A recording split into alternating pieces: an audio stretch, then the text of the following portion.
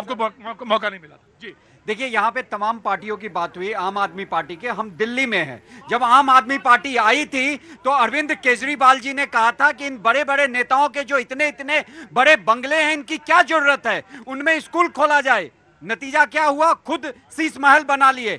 अभी पंजाब में इनकी सरकार बनी, अभी वहां पे एक आरटीआई फाइल किया गया और पूछा गया कि मान गवर्नमेंट जो है कितनी गाड़ियों का काफिला लेके चलती है, तो उसमें निकल के आया कि 42 गाड़ियों का काफिला भगवंत मान अपने साथ लेके चलते हैं जी। देखिए, अरविंद के लिए तो वैसे यहाँ पे बैठे हुए हैं साथी डिफेंड करने के लिए, लेकिन क्योंकि एक इंजीनियर है, हम कहीं ना कहीं कनेक्ट करते हैं। थोड़ा आगे आ जाए, थोड़ा आगे। स्वागत है आपका जी। तो मैं ये कहना चाहता हूँ, 50 करोड़ का आपकी बात मान लेते हैं, मोदी जी ने तो 20,000 करोड़ का विस्ता का प्रोजेक्ट बनवाया, 8,400 करोड़ का एयरप्लेन उन्होंने अपने लिए एरोप्लेन खरीदा आने जाने के लिए। तो इस प्रकार से सीबीआई जांच हो रही है, दूध का दूध और पानी का पानी होगा। एक मुख्यमंत्री को इस प्रकार से अपमानित मत करिए। दूसरा, मैं जवाब देना चाहता हूँ नीतीश कुमार को। नीतीश कुमार ने कास्ट सेंसस की बात की।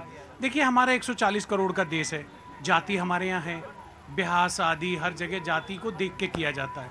तो अगर सरकार वो आंकड़ा जुटा रही है देश के फायदे के लिए, युवाओं के फायदे के लिए, किस कम्युनिटी के कितने लोग अनपढ़ हैं, कितने अशिक्षित हैं, कितने लोग भूमिहीन हैं, कितने लोगों के पास रहने के लिए घर नहीं है, कितने लोगों के पास रहने के लिए घर नहीं है, कितने गरीबी रेखा से नीचे जीवन यापन कर रहे हैं, कितने के पास कार नहीं है, कितने के पास खेत में पंप नहीं है, वो अगर डेटा इकट्ठा कर रहे हैं तो इसमें लोगों को प्रॉब्लम क्यों हो रही है? बिल्कुल सही बात, बिल्कुल सही बात।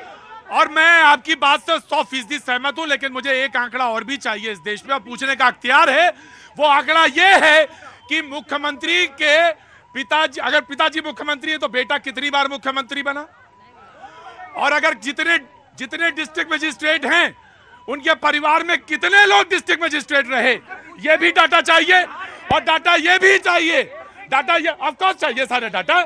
अधूरे डाटा लेके क्या करेंगे, पूरे डाटा दीजिए। और क्रीमी लेयर परिवार में कितने लोगों ने किसका फायदा उठाया, ये भी जानने का हक है जी। मैं गुर्जर हूँ, क्रीमी लेयर में आता हूँ जी। मैंने और मेरी फैमिली ने, हम लोग, आप तो त्याग की मूर्ति हैं, आप तो त्याग की मूर्ति नहीं हूँ मैं इंसान हूँ, साधारण इंसान हूँ।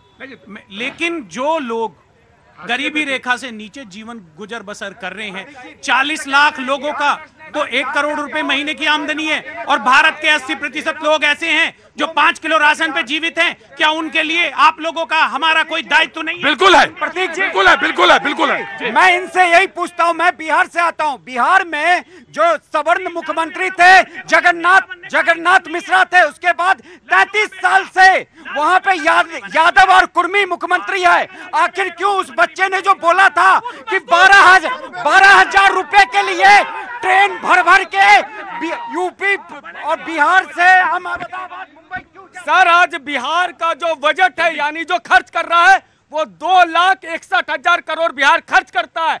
अब बिहार की अपनी कमाई कितनी है? केवल 32,000 करोड़।